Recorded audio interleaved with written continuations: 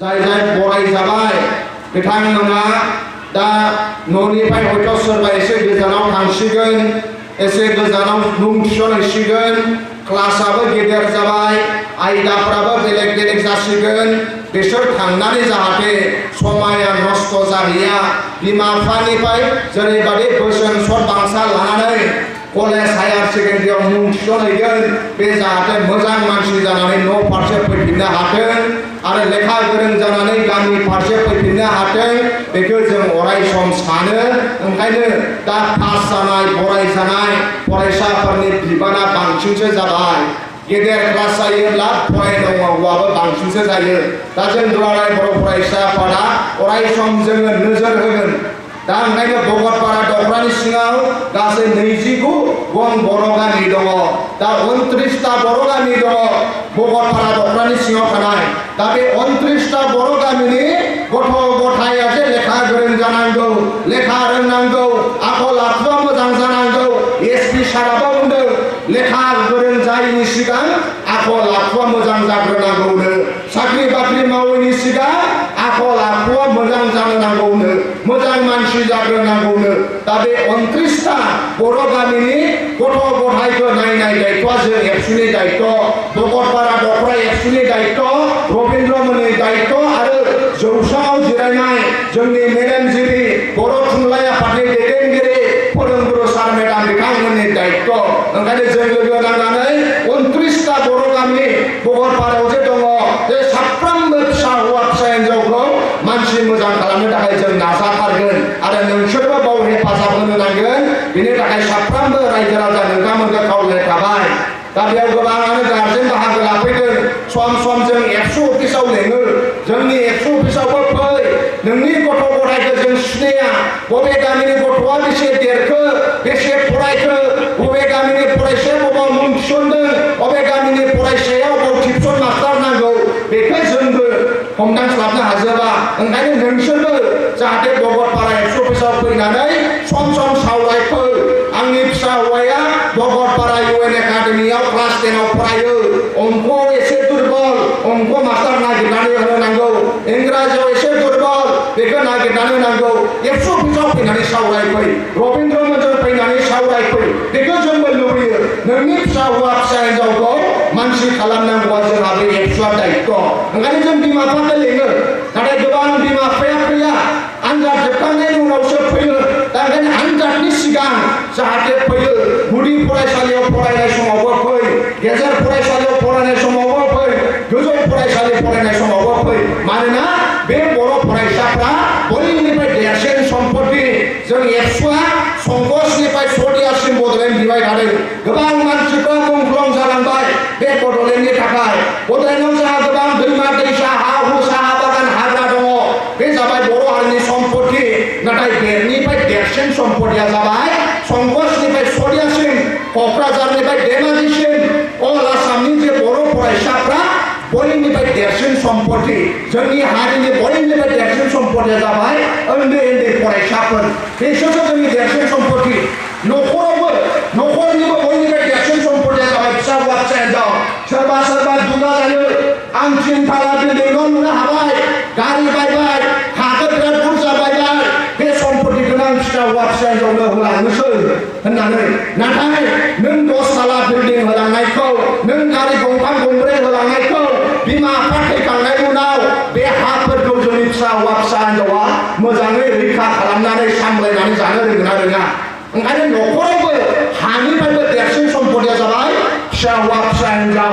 न'खरनिफ्रायबो देरसिन सम्पतिया जाबाय फिसा हौवा फिसा हिन्जाव ओंखायनो जोंनि बिमा बिफाफ्रा गथ' गथायाबो बुजिनो नांगोन ओंखायनो जोंनि फिसा हौवा फिसा हिन्जावा बुजिनो नांगोन बेमार जायोब्ला फिसा हौवा बेमार जायोब्ला बिमा बिफाया हाखौ फानजोबनानैब्लाबो फिसा हौवा फिसा हिन्जावखौ रैखा खालामो नों जुदि इन्जिनियार फरायनो डाक्टार फरायनो लेखा फरायनो बिमा बिफाया गावनि गोलोमदैखौ दै खालामनानै हा हु फानजोबनानैब्लाबो फोरोङो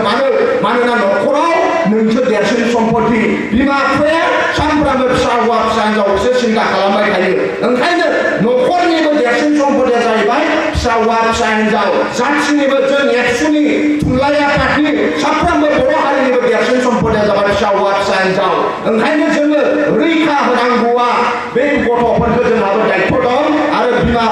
दायथ' दं नोंसोरजों जोंजों गोरोबलायनानै खामानि मावनो नांगोन सोर बिमाया गावनि फिसाजोखौ मा खालामनो सानो सोर बिफाया गावनि फिसा हौवाखौ मा खालामनो सानो ओंखायनो सम सम जाहाथे एबसु अफिसाव फै अबेबा गामिनि जुदि फिसा हौवाफ्रा लेखा फरायला फरायसालियाव थांला गामियाव हाबा हुखा जायो जौ लोंबाय थायो लेखा फरायनाय कालसारा जोबलांबाय गेदेरखौ सनमान होनाय कालसारा जोब्बाय उन्दैखौ अननाय कालसारा जोब्बाय जोंनि एबसु अफिसाव फै जोंनो सावरायफै अबे गामिनि सोर सेंग्रा सिख्लाया लेखा फरायला अबे गामिनि सेंग्रा सिख्लाया एन्टि ससियेल एक्टिभिटिस माने बिथांमोना गोसो होबाय समाजनि बेरेखा खामानियाव मावनायाव गोसो होबाय उन्दै बैसोआव हाबा जानो नागिरबाय बिमा बिफानि खोथाखौ मानिया जोंबो थांनानै सावरायहैगोन मानोना बे गथ'आ जोंनि देरसिन सम्पति ओंखायनो सम सम जाहाथे भकतपारा एबसु अफिसाव फैनो थाखाय भकतपारानि सिङाव थानाय गंफ्रोमबो गामिनि आइ आफा नोंथांमोनखौ दुलाराय बर' फरायसा आफादनि जानानै आङो माने खावलायहरनाय थाबाय औ दिनै सोर सोर फरायसा दं अननानै गसंलाय सोर सोर फरायसा थाखोसेनिफ्राय इउनिभार्सिटिसिम फरायनाय थाखोसेनिफ्राय इउनिभार्सिटिसिम फरायनाय फरायसाफोर बांसिनानो फरायसा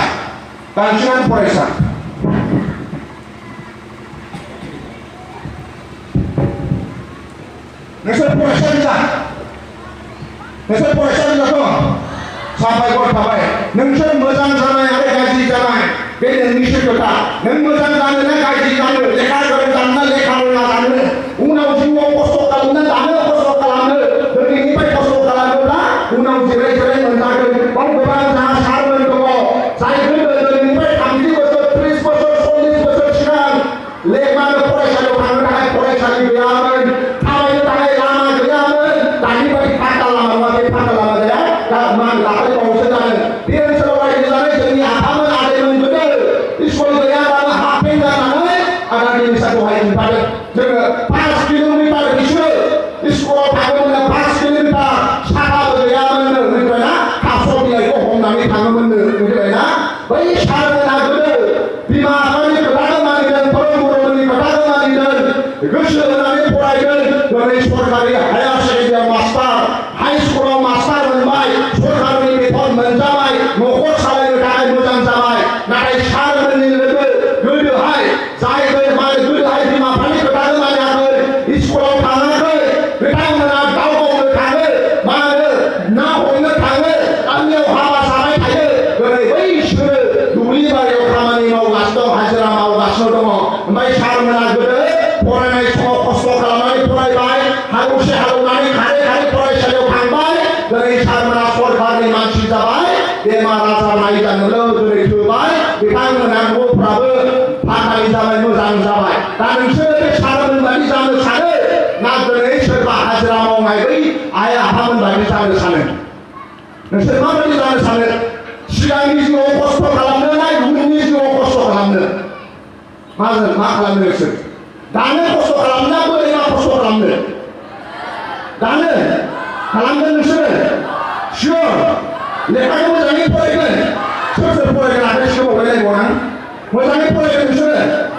आइ आफानि खोथाखौ मानिगोन दानो खस्थ' खालामगोन थ' दे हागोन मिथिबाय जिराय मिथिबाय मोजां जानाय आरो गाज्रि जानाय बे नोंनिसो खोथा मिथिबाय नोंनिसो खोथा नों लेखा गोरों जानो ना लेखा रोङा जानो आलसिया जानो ना मावथि जानो बे नोंनिसो खोथा नोंसोर जुदि मोजां जानो होनोब्ला मोजां जानो हायो गाज्रि जानोब्ला गाज्रि जानो हायो दा बेखौ नोंसोर बोरै मावगोन मिथिबायना दिनैनि जुगा ग्लबेलाइजेसननि जुग दिनैनि जुगाव थांनानै थानांगौब्ला मोदोमाबो राफोद जानांगौ आरो मेलेमाबो राफोद जानांगौ दा नोंसोर मोदोमा राफोद ना मेलेमा राफोद नोंसोर मोदोमा राफोद ना मेलेमा राफोद मेलेमा राफोद मोदोमा राफोद नङा मोदोमा राफोद नङाबाबो थावरिनो हानाय नङा मेलेमा राफोद नङाबाबो थावरिनो हानाय नङा दा मोदोमा राफोद खालामनो थाखाय जों मा खालामो मोदोम राफोद खालामनो थाखाय मा खालामो मोदोम राफोद खालामनो थाखाय नोंसोर बायदि मा खालामो ओंखाम जाबाय जायाखै नोंसोर मालाबा सप्ता मोनसे ओंखाम जायालासिनो थाबाय थायाखै थानाय लोङो साननै ओंखाम जायालासिनो थाना थायाखै थायाखै सानसेलाय सानसे थादों साननै सानथाम सप्ता खनसे ओंखाम जायाबा मा जागोन मोदोमा दुरबल जागोन मोदोमा दा नोंसोर साननै ओंखाम जायालासिनो थायाखै साननै लेखा फरायालासिनो थानो थायाखै थादों सप्ता खनसे ओंखाम जायाबा मानसिया मा जायो दुरबल जायो 15 दिन ओंखाम जायाबा मानसिया मा जायो थैनाय बायदि जागोन 15 दिन लेखा फरायाबा मा जागोन मानसिया 15 दिन लेखा फरायाबा 15 दिन लेखा फरायाबा मेलेमा थैयो ओंखाम 15 दिन जायाबा नोंनि बिबु नोंनि मोदोमा थैजोबगोन मानसियानो थैगोन मिथिबाय जोंनि फरायसाफ्रा बे उदैनि उखैनायखौ बुजिगौ मिथिबाय साननै ओंखाम जानो हायाखै आङो लोमजानानै आयै दाउखौ बुथारदो आङो साननै ओंखाम जायाखै होनगोन ना मालाबा होनदों नोंसोर साननै आङो लोमजानाय समाव लेखा फरायाखै आयै गगा मोनफैनानै आं साननै लेखा फरायनोसै बुङो आमाइनि न'आव थांनायाव नोंसोर ओंखाम जानायखौ बाद होयो होआ आलासि जानो थाङोबा सप्ता खनसे ओंखामखौ बिराद मोजां जाबाय नाथाय सप्ता खनसे लेखासो फरायासै नोङो मिथिबायना सानसे लेखा फरायाबा मोदोमा बिराद दुरबल मा होनो मेलेमा बिराद दुरबल जायो सानसे ओंखाम जायाब्ला मोदोमा थाबायनो हाया फुङाव ओंखाम जानानै फैयाबा बेलासियाव थाबायनो हाया जायो फुङाव लेखा फरायाबा बेलासियाव नोंनि मेलेमा बोरै जागोन मिथिबाय बोरै जागोन साननै ओंखाम जायाबा नों थाबायनो हाया साननै लेखा फरायाबा नोंनि मेलेमा बोरै जागोन मिथिबायना दिनैनि जुगाव थावरिना थानांगौब्ला मोदोमाबो राफोद जानांगोन नों जेरैबायदि सानफ्रामबो जायो सानफ्रामबो लेखाबो फरायनो नांगोन नों मिथिबाय सानफ्रामबो लेखाबो फरायनो नांगोन ओंखायनो दिनैनि जुगाव थांनानै थानांगौब्ला मोदोमाबो राफोद जानांगौ आरो माया राफोद जानांगौ मेलेमाबो नङा मोदोम राफोद खालामनो थाखाय जों फुङाव मा खालामो हराव मा खालामो मेलेम राफोद खालामनो थाखाय जों फुङाव मा खालामनांगोन लेखा फरायनांगोन बेलासियाव लेखा फरायनो नांगोन मिथिबाय ओंखायनो दिनैनि जुगाव थावरिना थानांगौब्ला मोदोमाबो राफोद जानांगोन मेलेमाबो राफोद जानांगोन दा नोंसिनि मोदोमा राफोद ना मेलेमा राफोद आं कुइसन सोंगोन मिथिबायना दहाय एसपि सार थायोब्ला आं माखासे खोथाखौ बुंनो सानदोंमोन नाथाय जिरायनाय समावसो बुंनानै हरबाय नेक्स्ट जुदि दुलाराय बर' फरायसा आफादा UPSC आरो APSCनि जुदि जोङो अरियेन्टेसन लायोब्ला गावखौ लें होनदों जों उदालगुरियाव साननैसोनि उनाव UPSCनि कचिंनि सायाव जों हाबाफारि लागोन अब्ला सारखौ लेंगोन होननानै जोङो खोथा होबाय मिथिबायना दा दिनै नोंसोरो जेरैखि जाया मोजां मानसि जाथारनो नांगोन मिथिबायना दिनै जे बराय जाबाय 15 जन गासै 30टा बर' गामि दङ मोननै गामिजोंसो सासे फार्स्ट डिभिजन मोनदों मिथिबायना दा जोङो मोनफ्रोमबो गामियाव मिथिबाय बै जों फार्स्ट डिभिजन खालामनो हायो साफ्रोमबो जोंनि फिसा हौवा फिसा हिनजाव मोनफ्रोम होयोब्ला बोरै जों पास खालामनो हायो बेखौ जों सावरायलायनो नांगोन आरो मोजां खालामथारनो नांगोन मिथिबायना नोंसोर जाहाथे जेरैखि जाया मोजांल' जाथों दिनै फरायजानायफोरनि नुनानै बोरै नांगोन फरायजानाय लुबैनानै लुबैयाखै नोंसोरो लुबैयोबा फरायजानो हागोन हाया लुबैयोब्ला मा खालामबा फरायजानो मोनगोन नाजानो नांगोन नाजानो मिथिबाय नाजानो नांगोन मिथिबायना दा नाजायोब्ला हायो नोंसोर मोजांल' नाजा मिथिबायना हायो मिथिबायना रावखौबो सोरखौबा सेकेन्ड डिभिजन फार्स्ट डिभिजन नङा बे नों खस्थ' खालामनायनिसो फिथाइ मोनगोन नों बोरै खस्थ' खालामो बोरै नाजायो मिथिबाय दा ओंखायनो नोंसोरो मोजाङै फरायथार मिथिबायना दुखु जारला बयनावबो दङ सोरनिबा आखाइ संनो सोरनिबा आखाइ जौ रोङा सोरहाबा माहाजोन सोरहाबा दुखिया सोरहाबा फरायनायनि एनभायरनमेन्ट गैया सोरहाबा फरायनायनि दङ सोरहाबा टिउसन लानो मास्टार मोनदों सोरहाबा टिउसन लानो मास्टार मोनाखै मिथिबायना बयहाबो जेंना दङ बे जेंनानि गेजेरजों नों बोरै मानसि मोजां जानो मिथिबायना मोजां मानसि जानांगौब्ला खस्थ' खालामथारनो नांगोन मिथिबाय आरो सोरबा जुदि स्टेट मोनोब्ला जोङो 50,000 रां होगोन होननानै जोङो बुंनानै दङ मिथिबायना सोरबा स्टेट मोनोब्ला ओंखायनो जोङो नागिरगासिनो दं मिथिबायना सासेल' बर' फरायसाया स्टेट मोनलांबाय बिबुंसार बसुमतारी अबेनि पाठशालानि मिथिबायना मा होनो बाक्सानि पाठशालायाव फरायगासिनो दङ मिथिबायना दा बिबुंसार बसुमतारी मोनहा खिन्थु माहाजोन मानसि नङा बिमाया हटेलाव साहा फानो बिफाया बयलार दानग्रानि फिसा हौवाया जुदि स्टेट मोननो हायोब्ला एबसुनि 50,000 फैसाखौ लानो हायोब्ला जोंसोर नोंसोर आंसोर जोंबो हायो मिथिबायना लुबैनाय थानो नांगोन मिथिबाय नोंसोर जे दा बुंबाय फार्स्ट डिभिजन नांगौ दा फार्स्ट डिभिजन नांगौ होनबा मोना मिथिबाय लुबैनाय आरो नाजानाय गोरोबनांगोन मिथिबाय मनोज सरकारिया मिथिबाय स्टेट मोनदों अंकआव 100 मोनदों देग्लायनि बर' मिडियाम फरायनानै फ्राय आसामाव बयनिफ्राय बांसिन नम्बर मोननाय रिजु बरगयारि क'क्राझार इउएनएका एकाडेमिनि 94.16 मोनदों। अंक सानखान्थियाव 100 मोनदों। बेसे मोनदों? 100 दा नोंसोर 100 नांगोन ना नांगौ? मुनु सरगेरियाबो मेट्रिकआव बियो अंकआव 100 मोनदों। बेसे मोनदों? दा नोंसोरनो 100 नांगोन ना नांगौ? लुबैयो मोनगोन मोना? खोनासं बुंबाय मुनु सरगेरिखौ जों एक्सनि टिमा खनसे गायनानै सोंदों। आच्छा मुनु सरगेरिजों मेट्रिकआव 100 बोरै मोनखो? अब्ला मुनु सरगेरिया मा बुंदों मिथिबायना? मुनु सरगेरिया बुंदों बोसोरसेयाव बेसे सान थायो होनना सोंदों जोंनाव। जों बुंबाय 365 सान। अब्ला मुनु सरगेरिया बुंबाय बोसोरसेयाव 365 सान थायो। गाव जेला मेट्रिकनि थाखाय क्लास 10 आव दंमोन बोसोरसेयाव बियो सानखान्थियावनो बियो 426 बिस्ता लिरनानै फोजोबदों। बेसे? बेसे? 426 बिस्ता 426 बिस्ता अकल सानखान्थियाव लिरनानै फोजोबदों। बोसोरसेयाव बेसे सान थायो? 365 सानल'। बारासो लिरदों बियो। फुङाव जुदि अंकनि थाखाय 1 बिस्ता बहि बायोब्ला बेलासियाव जोबोनो। माला जोबो? फुङाव बायोब्ला बेलासियाव, आरो बेलासियाव बायोब्ला माला जोबो? फुङाव। बेनिखायनो सानफ्रोमबो सानसेयाव बे अंकखौ 1 बिस्ता प्रेक्टिस खालामोमोननो। ओमफ्राय मुनु सरगेरिया बेसे मोनदों मेट्रिकआव? अंकआव बेसे मोनखो? 100 दा UN एकाडेमिनि भकतपारा UN एकाडेमिनि हायार सेकेन्डारिनि क्लास 10 रुल नाम्बार 1 to 1 गसंलाय UN एकाडेमिनि क्लास 10 दङबा दङ? Yes, बर' हारिनि फिसा हिनजाव नोङो क्लास 10 आरो higher secondary Bhaktapara higher secondary. Yes नोङो आरो रुल नाम्बार 2 आबो स्टार्ट UN एकाडेमिनि roll number 2 higher secondary roll number 2 start 2 एबा 3 start higher secondary roll number 3 बर'नि 3 4 स्टार्ट। Yes सिखारबाय। दा नोंसोरो सिगांनि सानै मुनु सरगेरिया मेट्रिकआव अंकआव बेसे मोनदों? 100 फुङाव बायोब्ला माला जोबोमोन बे लिरनाया? बेलासियाव बायोब्ला माला जोबो? बेबायदि लिरनानै बे मेट्रिकआव बेसे मोनदों? 100 दा नोंसोरना क्लास 10 फरायगासिनो दङ। जानुवारि 2 तारिखनिफ्राय क्लास जादों। 6 मास थांबाय।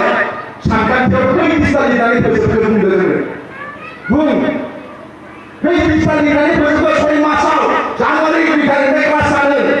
दिनैसिमहालागै मे दान सफैबाय। January February March April May दान मोनबा थांबाय। दान मोनबा बे दान मोनबायाव खै बिस्ता लिरखो सानखान्थियाव बुंलाय?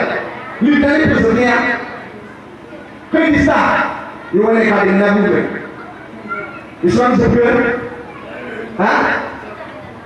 नोंसिनि सारमोनबो दं, नोंसिनि आफामोन दं। खै बिस्ता लिरखो अकल सानखान्थियाव? नोंनालाय गगाब्रेनालाय गब्रेना? खै बिस्ता लिरखो? 30 मुनु सरगेरिया खै बिस्ता लिरखो? थांलाय 5 into 5 थांलाय बेसेबां जायो मुनु सरगेरिया? 5 into 30 150 मुनु सरगेरि। नों बेसेबां? 30 मुनु सरगेरि मोनबा 150 बिस्ता लिरनाय जागौमोन। दा नोङो 30 नोंजों मुनु सरगेरिजों हिउज डिफारेन्स। मिथिबाय? नङा नोंनोबो नांगौ 100 नांगोन ना नों खै बिस्ता लिरखो? 30 मुनु सरगेरिया खै बिस्ता लिरखौमोन? 150 एसे डिफारेन्स नायलाय। नोंनि लुबैनाय आरो नाजानाय। जोंनोबो नांगौ फार्स्ट डिभिजन, बेनोबो नांगौ लेटार, बेनोबो नांगौ फार्स्ट डिभिजन। नाथाय फार्स्ट डिभिजन मोननाय फरायसाफोरबादि जों खस्थ' खालामा, लुबैयोबाल' मोननाय नङा, नाजानोबो नांगोन। बेखौ इंराजियाव बुङो एसपिरेशन एन्ड प्रिपेरेशन। नोंनि लुबैनाय आरो नोंनि नाजानाय। जोंनि लुबैनायफ्रा फार्स्ट डिभिजन गोजा। बर' गथ'फोरना नाजानाया खिन्थु एकदम गाहायथाराव। मिथिबाय? ओंखायनो लुबैनाय आरो नाजानाय गोरोबनांगोन। मुनु सरगेरिया बुंदों आङो अंकखौ 100 मोनाखै। आं फुङाव बायोब्ला बेलासियाव फोजोबो, बेलासियाव बायोब्ला फुङाव फोजोबो। बोसोरसेयाव 426 बिस्ता लिरनानैसो 100 मोनदों। मिथिबायना? दा बे 20 बिस्ता लिरबाय होनदों 5 मासाव। नोंसोर 2 बिस्ता लिरखोमोन? 2 बिस्ता नोंसोर? एबारे जों 100 जोङो मोनसे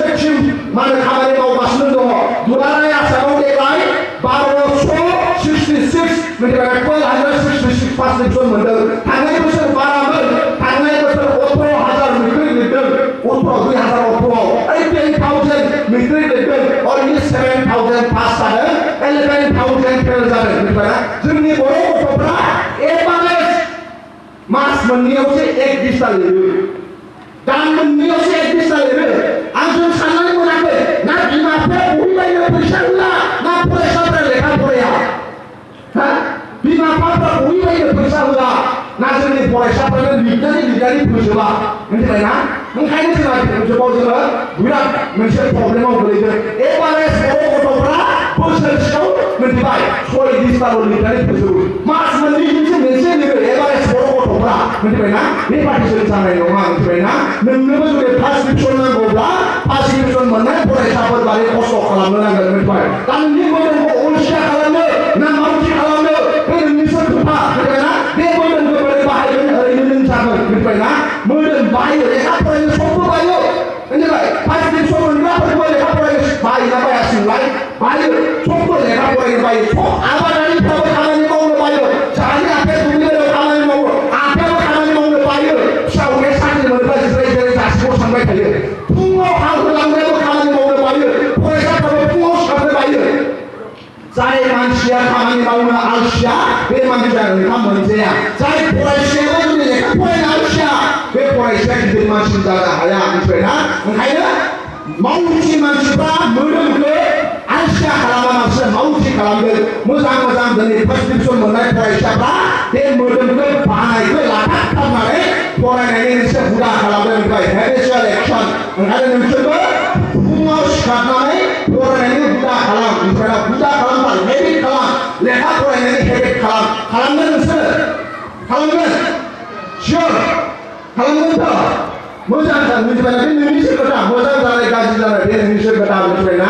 आरो आं बारा गोलाव बुंनाय नङा जों मानसिफ्रा मिथिबायना हेबिट खालाम मिथिबायना एकदम हेबिट खालामता मिथिबायना आलबार्ट आइनस्टाइन दुनियानि बयनिफ्राय देरसिन साइन्टिस्ट मिथिबायना आलबार्ट आइनस्टाइना मिथिबायना जेब्लानाखि बेखौ इउनिभार्सिटियाव मास्टार लेंहरदोंमोन बे बुंदों मिथिबायना गुबुन देशनि मानसिफ्रा बेखौ अफार होदों प्रेसिडेन्ट अफार होदों आलबार्ट आइनस्टाइननो फै जोंनाव प्रेसिडेन्ट जाफै इजराइलाव अफार होदों नाथाय बे जेरावबो थाङाखै बे मा बुंदों आं इउनिभार्सिटियाव फोरोंनो लुबैदों अब्ला इउनिभार्सिटिनि मानसिफ्रा बुंदों जोंनाव फै आलबार्ट आइनस्टाइनावबो थांदों मिथिबायना आलबार्ट आइनस्टाइना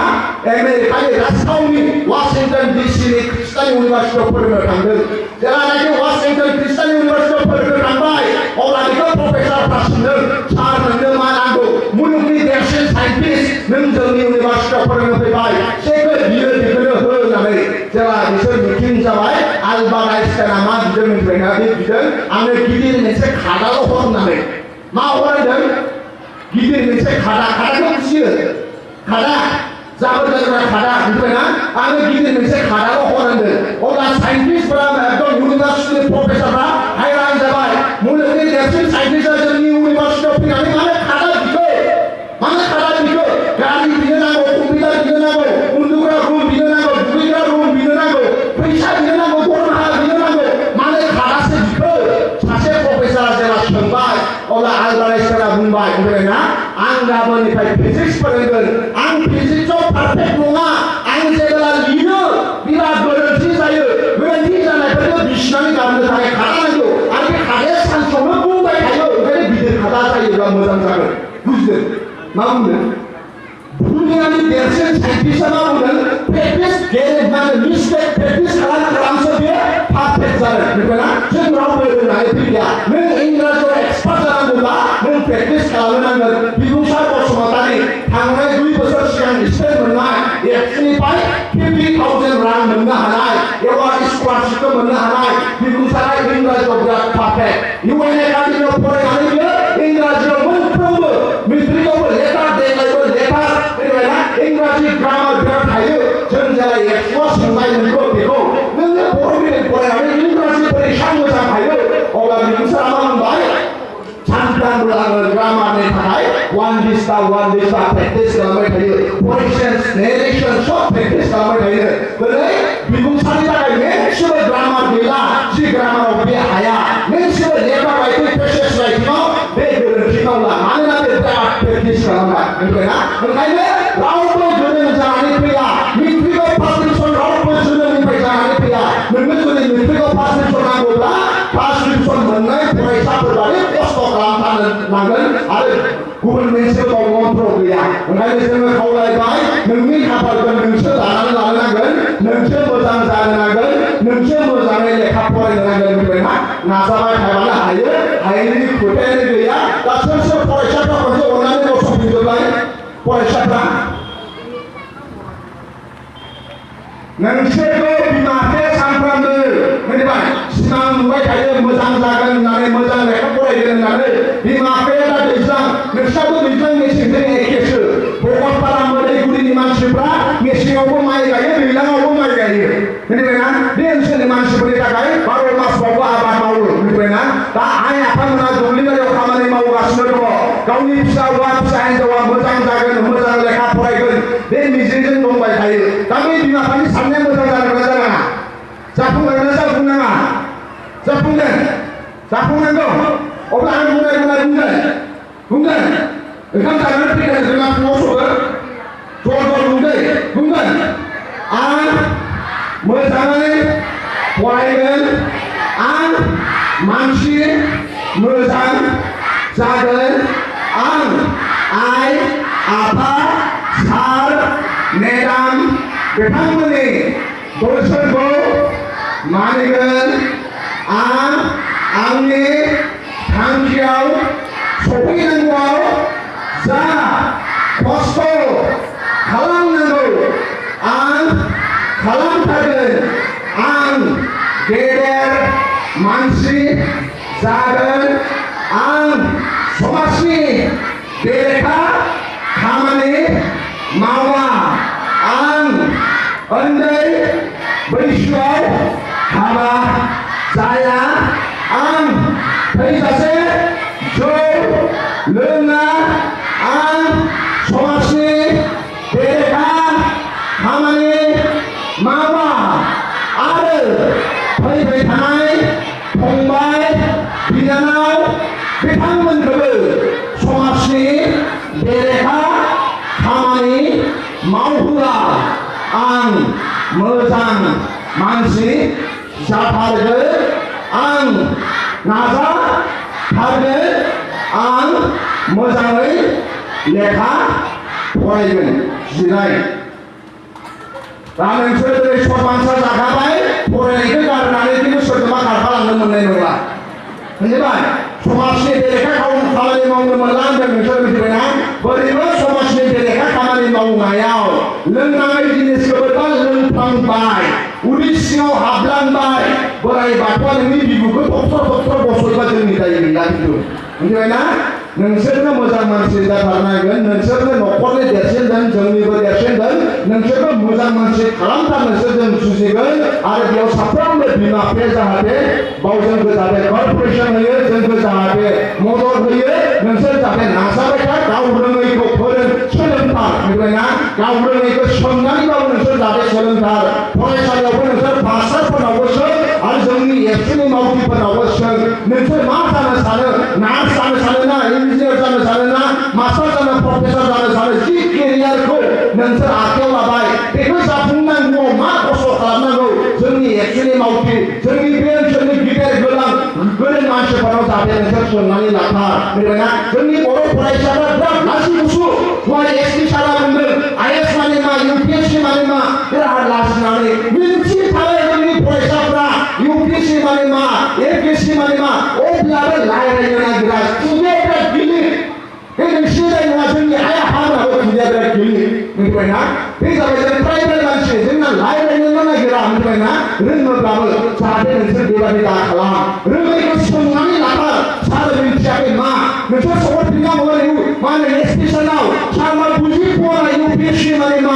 एपिएससि माने मा हारसा फरायसाफ्रा सोंहरथारगौमोन थिखोनानै सार मा इउपिएससि बुजि परा आपनि बुजायथियाव जोंना खुगायानो गिलिर सोंनो नागिरा मिथिबायना सोङोब्लासो मानसिया डेभेलप जायो मिथिबायना सोङैसो मानसिया डेभेलप जागोन मिथिबायना गोरों गोरा जानाय मानसिया जागोन सोंनानैसो आं मा मावनो हायो आं मा जानो हायो इयुनाव आं मा जानो लुबैदों इयुनाव आं बोरै फैगोन बेखौ मानसिया सोङैसो गेजेर जाबोदों ओंखायनो नोंसोर सोलोंनायखौ जाहाथे गारथारनो नाङा रोङैखौ जाहाथे सोलोंनानै जाहाथे लाथारो आरो गाव रोंनायखौ फंबाय बिनानावमोनखौ जाहाथे फोरोंथारो बेखौ जाहाथे नोंसोर मावथारो बेखिनिखौ बुंबाय आरो दिनै जाय बराय जाबाय बिथांमोना थांनानै जाहाथे टाइमखौ जाहाथे मोजां बाहायहैयो गोबां जों एक्सुअल बरायबाय फार्स्ट डिभिजन मोनबाय स्कुल समाव मोजां रिजाल्ट खालामो थांनानै नाथाय कलेजाव इउनिभार्सिटियाव रिजाल्ट मोजां खालामफैया थांनानै कलेजाव फरायनाय समाव नांगौ बादि रिजाल्टखौ खालामफैया गोबां जाहा एग्जाम्पल उदाहरन दं बै बर' फरायसाफ्रा न'निफ्राय ओंखाम लानानै समायखौ मोजाङै बेबहार खालामहैया बिमा बिफानि फैसाखौ मोजाङै गुदि गुदि खालामहैया ओंखायनो जों सानसे दिना मुलुग सरगियारिखौ जेला सोंदोंमोन नों टाइमखौ बोरै नायनानै फरायो होननानै अब्ला मुलुग सरगियारिया होनदों आं टाइम नायनानै लेखा फराया होननानै गोबां जोंहा बर' फरायसाफोर दं मिथिबायना आङो सानाव लेखा फराया हर जानायखौ नेबाय थायो लेखा फरायनो गोबां जोंहा फरायसाफोर दङ आं फुङाव लेखा फरायखाया फुङाव उन्दुबाय थायो हरावसो फरायो होननानै गोबां बर' फरायसाफोर दङ आङो हरावसो लेखा फरायो फुङाव ओरैनो थाबाय थायो मिथिबायना समायखौ नेबाय थाग्रा फुङाव 1 घन्टाल' फरायो बेलासियाव 2 घन्टाल' फरायो समायखौ नेनानै फरायग्रा बर' फरायसाफोर दङ ओंखायनो नांगौ बादि रिजाल्टखौ खालामनो हाया मुलुग सरगियारिया बुंदों गाव माब्लाबाबो समायखौ नायनानै लेखा फरायामोननो सिलेबासखौ नायनानै लेखा फरायोमोननो थाङोनो एडमिसन लायो मा सिलेबास दङ नायखाजोब्बाय यास बेखौ फोजोबनो थाखाय आं बेसे खस्थ' खालामनांगोन बेखौ फोजोबनो थाखाय बिसोरो बिराद खस्थ' खालामो आरो आनजादनि सिगां सिलेबासखौ फोजोबथारो मा सिलेबास दङ फोजोबथारो देग्लायनि बर' बिजोंनि बयनिफ्राय बांसिन नम्बर मोननाय रिजु बरगयारिया मा बुंदों मिथिबायना सप्ता खनसेयाव गाव नोंनिफ्राय 100 घन्टा लेखा फरायोमोन 100 घन्टा सप्ता खनसेयाव जों अब्ला सोंबाय नों मानो थाखाय सप्ता खनसेयाव 100 घन्टा फरायो अब्ला बे मा बुंबाय मिथिबायना आं दुलाराय आसामाव आङो 1 नाम्बार थांनो नांगौ आरो थांदोंमोन दुलाराय आसामाव 1 नाम्बाराव थांदों मिथिबायना बिनि लोगोफोरा सोरबा 10 घन्टा फरायो सोरबा 12 घन्टा फरायो बिजों हायाखै मिथिबायना ओंखायनो नों जुदि साबसिन जानो नांगौब्ला लोगोफोरनिफ्राय बारा खस्थ' खालामनो नांगोन नों जुदि बयनिफ्राय साबसिन बाख्नायजानो लुबैदोंब्ला नों साबसिन जानो हानाय बायदि खामानि मावनो हानांगोन ओंखायनो जाय दिनै हायार सेकेन्डारि फार्स्ट इयाराव नाम लाहैबाय साइन्सआव लाहैबाय कमार्सआव लाहैबाय आर्ट्सआव लाहैबाय बिसोर जाहाथे न'निफ्राय थांनानै जाहाथे जेरैखिजाया समायखौ मोजाङै जाहाथे बेबहार खालामनो हायो जाहाथे मोजां फरायसा जानानै गावनि फारसे गिदिंबोफिननो हायो बेखौ जोङो बिमा बिफाजों लोगोसे एबसुजों जोङो खावलायनाय थाबाय आरो मिजिंथिनाय थाबाय आरो बै बर' फरायसाफोरखौ जों अराय सम जोङो मदद होलांबाय थागोन आरो नैथिया जाहैबाय फैसा बिमा बिफानिफ्राय लांनाय फैसाखौ जाहाथे मोजां बेबहार खालामो मिथिबायना कोटि जाहाथे बाहायो बिमा बिफाया गोलोमदै गारनानै दुब्लिबारियाव खस्थ' खालामनानै फिसा हौवा फिसा हिनजावनो फैसा हरा मिथिबायना गिदिर मबाइल बायनो थाखाय फैसा हरा आरो मटर साइकेल बिनो थाखाय फैसा हरा आरो भारतनि संबिधानाबो बेखौनो बुंदों सोरबा जुदि 18 बोसोरनि सिगां गिदिर मबाइल लायोब्ला मटर साइकेल बियोब्ला आयेन मथे बे जेल जागोन होननानै आरो जों एक्सुआ सोरबा क्लास 9 10 आव फरायनाय 18 बोसोर जायैनि गथ'फ्रा जुदि मबाइल लायोब्ला मबाइलखौ जों सेनानै लाखागोन मिथिबाय सेनानै लानानै जों नुयोब्ला आरो बिमा बिफायाबो बाव जोंनो सहाय खालाम नो कमप्रमाइज गथ' गथाया लेखा गोरों जानांगौ नो कमप्रमाइज मानसिया आखल आखु थानांगौ नो कमप्रमाइज नोंनि गथ'आ जादों सोरनिबा गथ'आ जादों साफ्रोमबो बर' हारिनि सम्पति आरो साफ्रोमबो बर' फरायसाया मोजां जाफानो नांगोन आखल आखुजों लोगोसे बिसोरनि फरायनायाबो मोजां जानांगोन जों बेखौ लुबैयो बे फरायसाया मोजां जाथों बेखिनिखौ आं फरायसाफोरखौ बुंबाय आरो गार्जेन बिथांमोनहाबो सम जाहाथे सहाय होबाय था बे उन्दै गथ'फ्रा 10 बोसोर 8 बोसोर 9 बोसोर गथ'फ्रा माखौ मावनांगौ माखौ मावनाङा मिथिया माखौ जानांगौ मिथिया सोरजों लोगो जानांगौ सोरजों लोगो जाना बेखौ मिथिया बे दुनिया बोरै बेखौ मिथिया बेखौ फोरोंनाय दायित्वआ जों गेदेर गोलावनि आरो समाजखौ आरो पृथिबीखौ नुग्रोनाय मानसिफोरनिसो दायित्व थाबाय बिमा बिफाया जोंहा बांसिन दायित्व थाबाय साफ्रोमबो गार्जेना जि खामानिखौ मावो उन्दै गथ'फ्रा बे खामानिखौ मावो आरो गथ' गथायनि थाखाय फैसा थाखाखौ जाहाथे बुथुमबाय थाखा दिनैनि जुगानो ग्लबेलाइजेसन जुग प्राइभेटाइजेसननि जुग इन्जिनियार फोरोंनांगौब्ला डाक्टार फोरोंनांगौब्ला बिएससि फोरोंनांगौब्ला एमएससि फोरोंनांगौब्ला नांगौ बादि थाखा फैसा जोंनो नांखागौ नाथाय जोंनि बिमा बिफाया हाबा जानानै जुलि जानानै 15 बोसोर जाबाय 20 बोसोर जाबाय गावनि गथ'आ मेट्रिक पास जाहैगोन गावनि गथ'आ कलेजाव फरायनांगौब्ला फैसा नांगौ जों खामायनानै दोनखाया बांगालफ्रा सिन्था खालामखायो मालाय सेंग्रा जाब्लानो सिख्ला जाब्लानो बांगालफ्रा सिन्था खालामखायो मिथिबायना 15 बोसोरनि उनाव आंनि फिसा हौवाया मेट्रिक पास जायोब्ला आंनो फैसा नांगोन ओंखायनो बिसोरो खामाय दोनखायो जाहैबाय दा जोंना बिमा बिफाया बेखौ सिन्था खालामा गाबोन जिताबा जागोन हा फाननांगौबा फानगोन माबा फाननांगौबा फानगोन ओंखायनो गथ' गथाय फैसा थाया ओंखायनो साफ्रोमबो बिमा बिफाया नोंनि गथ' गथायखौ मोजां मानसि खालामनांगौआव थाखा फैसाखौ जाहाथे बुथुमबाय था जों जाहाथे कालेक्सन जाबाय था गोबां जोंहा दैदेनगिरि दंबावो बिथांमोनाबो एसे बुंगोन दिनै बरायनाय हाबाफारियाव फैनानै आं बारा गोलाव बुंनाय नङा गार्जेन बिथांमोनजों जोंजोंबो जाहाथे जगाजग लाबाय था सम फै सावरायफै जोंजोंबो सावरायफै कानेक्सन लाबाय था जों मोजां खालामदों नोंजों जोंजों मिलायनानै फोरोंगुरु सारमोनजों मिलायनानै भकतपारा ओनसोलनि साफ्रोमबो गथ'फोरखौ लेखा गोरों गोजों खालामनायाव जोङो जुजिथाबथारगोन आरो जोंहा मिजिंथिनाय थाबाय साफ्रोमबो फरायसाया मोजां जाखागोन बेखौनो आफा बुंहरनो आर'ज गाबफिननानै फिन खनसेबाव भकतपारा दख'रा दुलाराय बर' फरायसा आफादा 2019 मायथाइयाव फरायसाफोरखौ जों बरायनाय बे हाबाफारियाव फैनानै रायजो राजा आइ आफा फरायसा बिथांमोनजों सावरायनो मोनबाय बिनि थाखाय भकतपारा दख'रा दुलाराय बर' फरायसा आफादसिम साबायखर बावबाय इयुनाव फैबावोब्ला गामि गामि हाबगोन एबसुवाजों गामि गामि थांनानै न' थांनानै आइ आफाजों सावरायहैगोन फरायसाफोरजों सावरायहैगोन लेखा गोरों जानायजों लोगोसे आखल आखुखौ दानानै फैबाय थानाय समाव जों बर' हारिखौ सिफायनाय मोनसे लामायाव लाबोथारनानै जाहाथे जों एग्जाम्पोल जानो हायो दिनै सा सानजा मा होनो भारतआव दिनै मिज'रामफ्रा एग्जाम्पोल जादों जाहाथे फैबाय थानाय 10 बोसोर 15 बोसोरनि उनाव बर' हारिया जाहाथे एग्जाम्पोल जाथों गुबुन हारिया जाहाथे नुयोब्ला बर' फरायसाफोरनि आखल आखुखौ नुनानै जाहाथे सोलोंनो गोसो जायो बर'नि जाहाथे फोरोंगुरु सार मेडाममोनखौ नुयोब्ला जाहाथे बेनिफ्राय सोलोंनो गोनां जायो बर' हारिखौ जाहाथे बाख्नायनो गोनां जायो बर' हारिनि बिफा उपेन्द्रनाथ ब्रह्मनि जे सिमां बर' हारिया मास्टार जानांगौ बर' हारिया गेरेमसा जानांगौ जों बेखौ जाहाथे दाफुंथारगोन आरो बे दाफुंनायाव जाहाथे जोंनि अबंलावरिया साफ्रोमबो बर' फरायसाफोरजों अननानै जाहाथे बिथांमोनखौ रैखाथियाव होदों बेखौ मिजिंथिनानै गासैनिसिमबो साबायखर बावनानै आंनि बुंनायखौ सम फोजोबनाय गोजोन्थों। जोबोद साबायखर थाबाय मिरु दुलाराय बर' फरायसा आफादनि मानगोनां सोलोंथाइ नेहाथारि कासफां बसुमतारी सार बिथांनिसिम बिथाङा